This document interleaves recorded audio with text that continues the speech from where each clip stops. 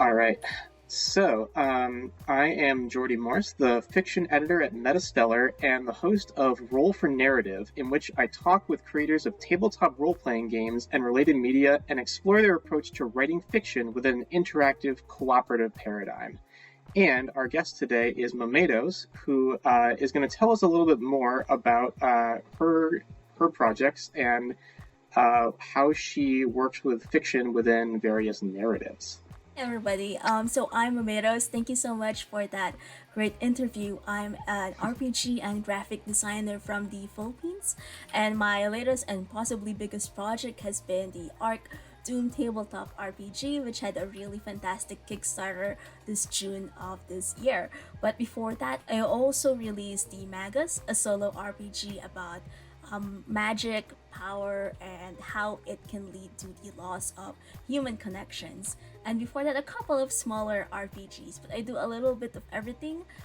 Some web maintenance and administration and design, a little bit of coding if I manage to learn it successfully, and of course, reading and consuming media and connecting with fellow designers. So, thank you for having me here. Excellent. Thank you for being here. Yeah, we'll just jump in. Kind of my first question is a kind of way to uh, start establishing your own constellation as a creator. I'm curious about what are a few pieces of media that define your style as a game writer? Really interesting question as well because I find that game writing, game designing tends to pull in inspiration from a lot of different media. There's obviously the interactive aspect, and for that, I found the Elder Scrolls stream Morrowind such a big influence as a kid because there was that it had really clunky mechanics, but just the Yeah. sense of like slowly being exposed to more and more of the world and being immersed in this completely different culture that you'd love to be a guest in and visit and immerse Mm. in. I found that really inspirational for a lot of my works later on. But then game design also pulls in even from movies, books, anime, and I think another big influence for me has been the films and shows directed by Masaki Yuasa, who is a really fantastic Japanese director, and he's been responsible for Devilman Crybaby, which is probably his most popular show right now. But even before that, he had shows like Mind Game, which pushed the format of animation, and Kaiba, which was an anime show where the the animation, the art style itself was very simplistic and it turned a lot of people off actually, but the story Mm. was very mature, very deep, and it involved themes around exploring memory and visiting different worlds in the journey and seeing like snippets and vignettes of scenes of people's lives, cultures, and hardships that they face. So I think a lot of the underlying themes in the media that inspired me was being able to peek at different scenes and stories from various perspectives. I really love that having that media that not just shows a singular point of view, but making sure that there are lots of different overlapping themes that are really fascinating to explore. Totally. Yeah, that's awesome. And it's just like it's really interesting that the media you mentioned is just like really kind of from various different sources. It's like you wouldn't necessarily put all those things together on one shelf, right? Yeah, absolutely. Yeah, awesome. My next question is, what were the elements that came together to start your game arc? Or it was more of exploring how real time itself can be an interesting spice to story making. For that, I was more inspired by the film Run Lola Run, where it's like the protagonist had a very limited time to solve a really challenging dilemma, and the film took us through different iterations of how she would solve it. And the limited time aspect made it such a compelling, tense narrative because you knew that she didn't have a lot of options available to her and that she really needed to act fast. And the iterative nature of it also fascinated me because if you only had limited time left but you were given a chance to redo it all over again, what would you change? So the Right. intersection of time with mechanics and subsequently storytelling became a focus for Arc, which uses a real-time doomsday clock to limit the amount of time you have to actually play the adventure. And this is an external Mm. factor that you can't really control. So it's something that at the back of your mind as you start exploring the adventure, but then starts surfacing towards everybody's top of mind when the timer starts becoming shorter and shorter and shorter and starting to predominate the discussion and adventure. So I found that a really interesting mechanic to explore, and the rest of the game was basically built to make everything else so seamless so that anyone can still play it without feeling overburdened and still enjoy the aspect of story making. Mm. Nice. Yeah. So because we're sort of coming at this interview from more of a fiction perspective, and I feel that it's useful to kind of explain a little bit more of like the game elements of it. So when you talk about this element of limited time, how does that is that like are you like putting a an hourglass on the table, or is there somebody within the group who's like counting it? How does that work? So you could theoretically put an hourglass on the table. That would definitely be the most stylish option. But basically, it's you set a timer for yourself. So you can track it either with your cell phone or with our Discord bot or with our virtual tool. And depending on the length of the story you want to tell, every hour or half hour or after every session, it would ping you and say, "Hey, another moment has passed," and these are the only moments that are left in the adventure. And depending again on whether you resolve some of the ongoing tensions in the story, which are called omens, some of those moments could be consumed even faster. So if you don't resolve certain things in the story, you'll find that time will become even much shorter and the race to doom will be accelerated. So it's a tool and a timer that runs fairly independently of what the players and the guide does. But there will be tools to help track it or that hourglass is set at the table. Nice, very cool. So there's like a bunch of different options for players to use. Nice. So that was Arc, and then how about Magus? Like, where did that come from? Right. So the Magis is a solo RPG. Basically, a lot of prompts that you can summon using die rolls.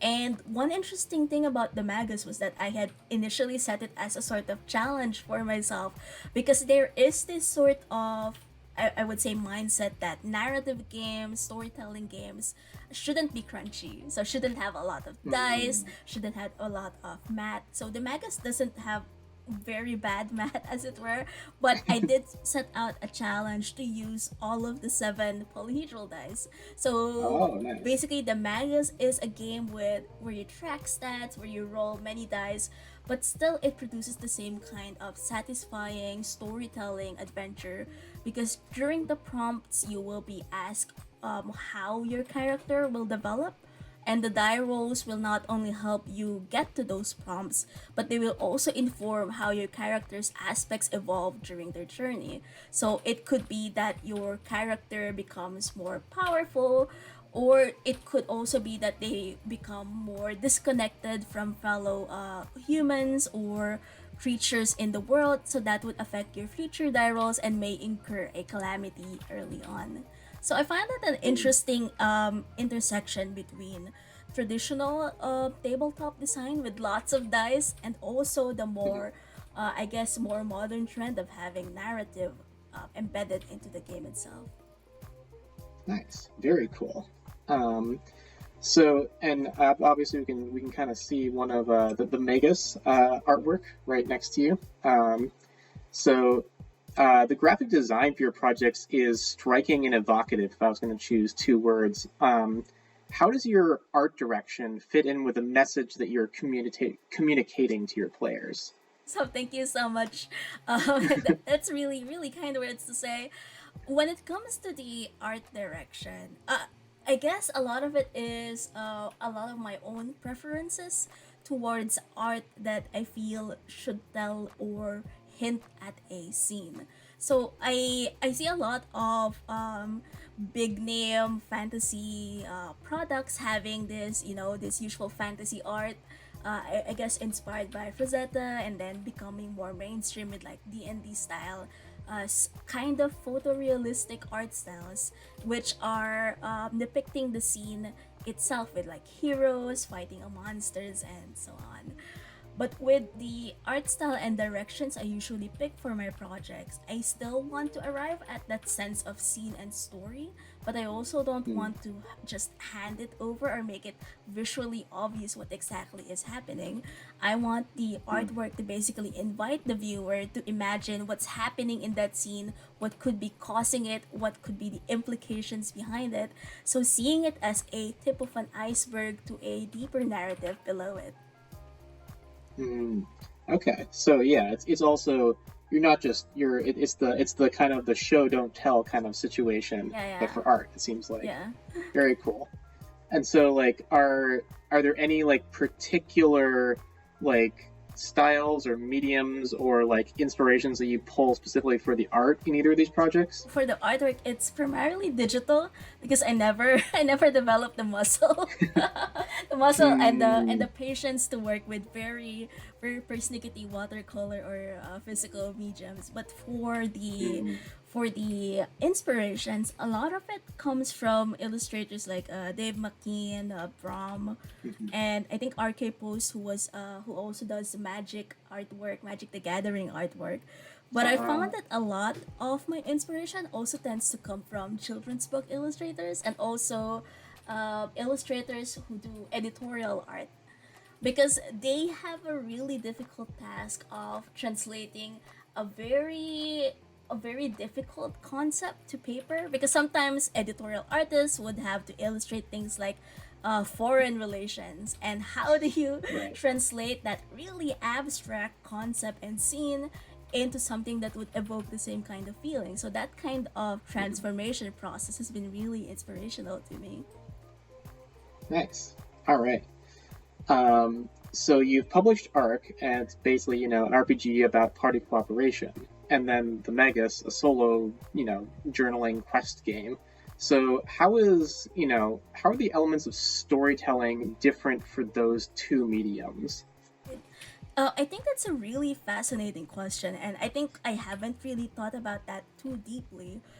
One thing that definitely changes when you're playing with other people is that well, in my experience, I noticed that I tend to then see myself as part of that group. So it's like Hmm. we are making our story together and we are working together to build on that. So then it becomes less of a how can I develop a story in interesting new directions that would be really cool for myself into how can I also be considerate of others' desires for this story and making sure that we're all satisfied with this game. So Hmm. there are definitely differences in the approach to story making, but there are also differences in the satisfaction you can get out of it. Because when you're playing with Hmm. other people, sometimes you want to take the story in one direction, but then a fellow player would come up with a really fascinating suggestion or prompt that would inspire you and think, huh, yeah, that's pretty cool. Wait, let's go with that instead. And then develop something that would grow beyond you and have a lot of interesting new ideas with it. What Hmm. with story making when you're on your own, I find that's really useful for exploring themes that are harder to articulate to others, harder to Hmm. explore, or maybe it's just not yet concretely formed in your mind, but you know that's a kind of story you eventually want to go towards to. So especially when Hmm. it's a very abstract or emotive or a non-linear kind of story, solo story making may make more sense, making sure that you get that story more concretely realized and then finding just that space and convenience to explore it on your own.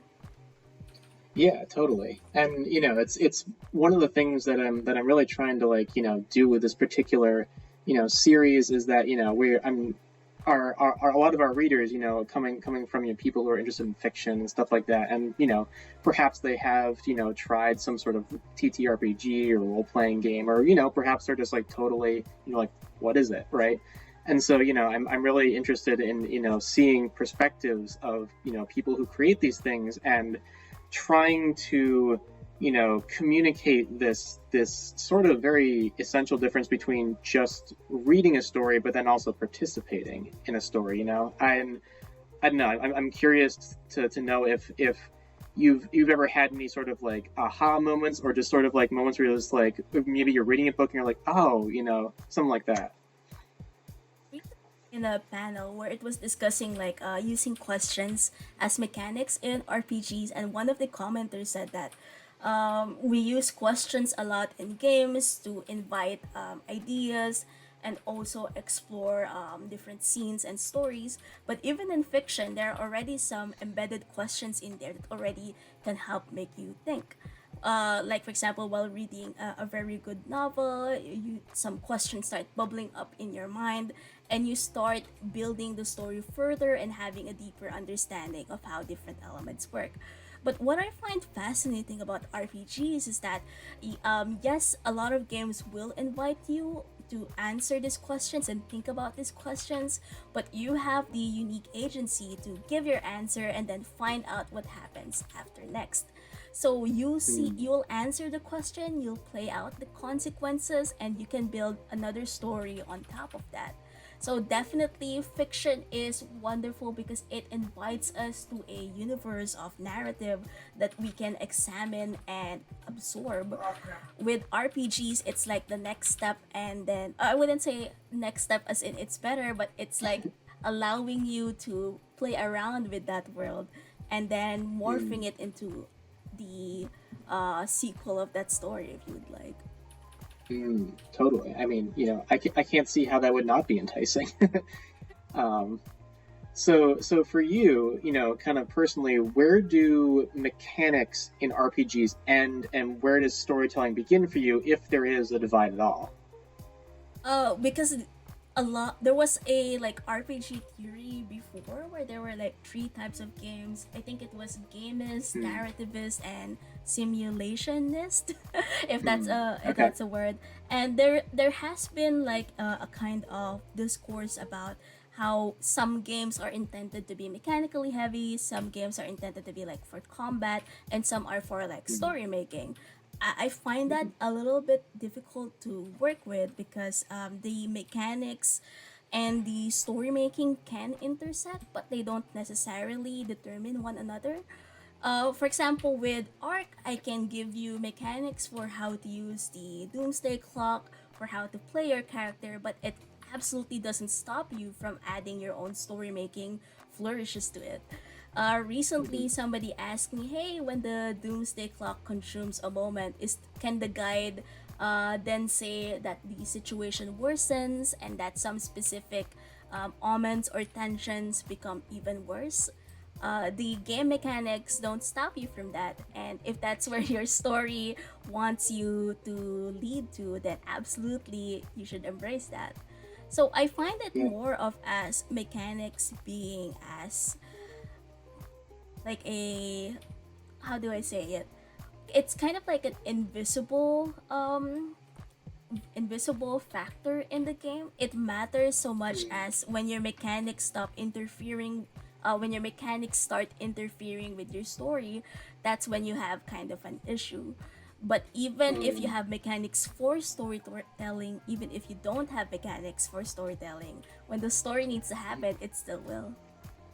Yeah, totally. And like I don't know that the thing that you just said about there isn't something stopping you from doing this, I think is actually a really interesting way to think about that, and something that I hadn't really thought about that before. Because yeah, I definitely think about at any given time in the TTRPG community, there's arguments and discourse about, oh well, you can't do this, Yeah, you yeah. can't do that, or stuff like that, and it's an ever ongoing discussion. But I really like that kind of approach of like, it's not, there's nothing stopping you, and I think there's this kind of sometimes is sort of this mental hurdle that some people go over, where it's like the stuff that's written in the rule books, Yeah, is yeah. not what you have to stick to, and it's like it's your book, you can do anything with it, right?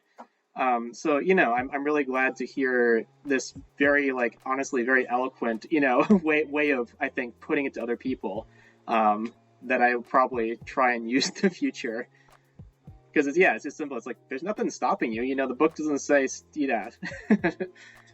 Yeah, there's um, actually even been I've been seeing some people say that, hey, we played this RPG system and we didn't even roll hmm. dice and we had so much fun. And yeah, and like, yeah, that's cool. Didn't even roll dice. Crazy.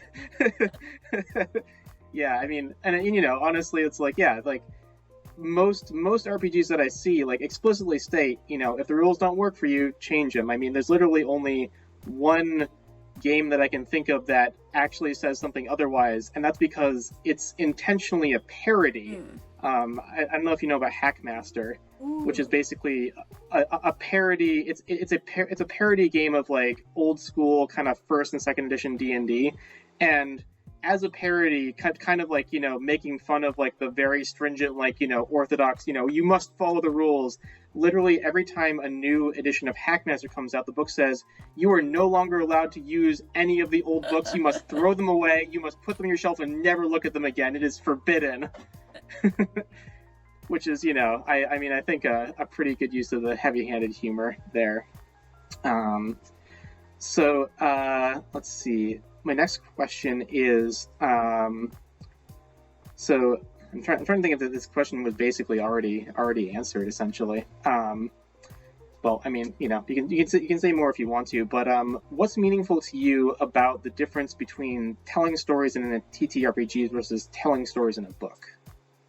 When it depends, because again with the RPG, right, there's the group play component, which definitely will never be present in, like, in fiction storytelling. But when you are doing solo RPG, then it becomes like a valid question of what's making it different then from just writing a story on your own. And in a way, I find that they're more or less, well, I wouldn't say they're exactly the same, but they're really, really close when you think about it. Because when you're writing solo, it's not like all of it's coming from your brain, like Athena is bringing from Zeus's from Zeus. You will take a walk, you'll read other books, you will find inspiration elsewhere. When you're doing solo RPG, it's basically the same thing. You're finding inspiration from the prompts and the mechanics that the game provides you. And then again, you will always have the agency to discard or ignore those rules anyway, because you want to serve the story that needs to be told. But with the group play, that's where the a brand new dynamic comes in, where it's not just making or serving the story, but also the group dynamics, making sure you are enjoying the experience as well, and then being considerate of each other's needs. So with that, it's more of like a collaborative writing process. So no longer the same as just putting your words into paper, but then working with others to create a fun experience, and then you'll get a nice narrative out of it. Yeah, I mean, definitely at least a memorable narrative, I think, pretty much every time. Yeah, totally. So and I feel like this is a question that I really, like, want to ask, honestly, like, everybody that I meet who is, a creator, whether, I get to interview them or not. But what do you personally want to see more of in the collective indie TTRPG space? Really tricky question. I think for me, it's not so much as a one thing that we have to collectively do, but more of the Mm-hmm. awareness that there are different layers of circles and groups and identities and desires and needs within the community. For example, I was in a major server, and then I recently found out that like 85% of its members came from US, UK, Canada. And Yeah. that meant that only 15% of people were lived outside of that small contingency of countries. And even in spaces where I'm fairly active, like on Twitter, other servers, even Facebook, there are different audiences, different peoples, and different stories to tell. But sometimes that gets flattened and then viewed as we're all one homogeneous unit, which is Hmm. which is very idealistic because then that means we can all be like one family. But then that can also end up erasing a lot of what makes us distinctly and uniquely creative, and can also mean that some of the community initiatives, interventions, or even things like surveys or posts could be skewed towards what's the predominant demographic in that one core space. So I think just having that view of diversity, and awareness that they are real individuals in this circle and spaces would be really good to have a more inclusive and supportive space. Hmm. Totally. Yeah. And do you is have there been like things that you've seen, or maybe like certain groups or people that you've seen and been like oh we should be more like that, or like maybe you've seen and have gotten ideas from, I guess are there any waypoints for you in kind of how people can navigate this kind of thing? It's quite difficult. Definitely we have been consciously trying to be very inclusive and making sure that we are quite diverse in the RPGC hashtag. So it's basically Southeast Asian creators. So we have creators from Philippines, Malaysia, and so on. And with that, we really have a very conscious mindset of making sure we're not monolithic, making sure we're not making decisions for everyone, and actually in Hmm. general making sure that we are still independent creators. So when it Hmm. comes to like navigating those spaces, I find that